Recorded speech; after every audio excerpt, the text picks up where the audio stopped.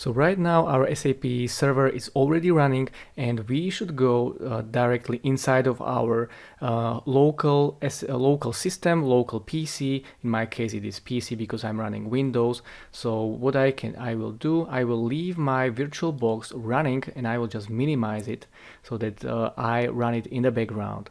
And what I will do, I need to have SAP GUI, or if you are running on Mac or Linux, you should install Java GUI.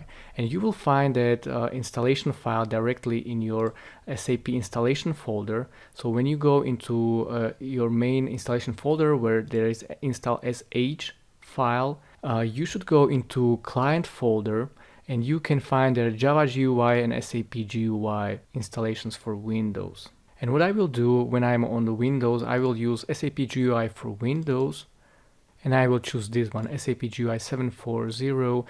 This is the newest one. So then when I double click on that, this SAP front-end installation is self-extracting, so I will wait for a few seconds while it's already extracted so that I can start with the installation.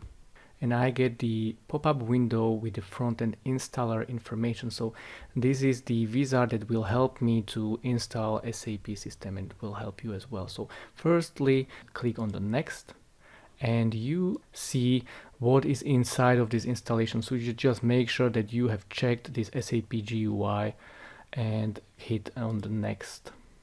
And right now the installation is processing, so let's just wait for a few seconds while installation is processed.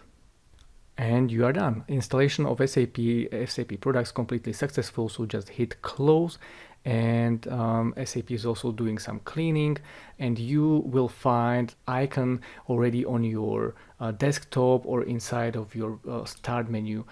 And in the next lecture, we will set up this SAP logon so that we can get inside of our system.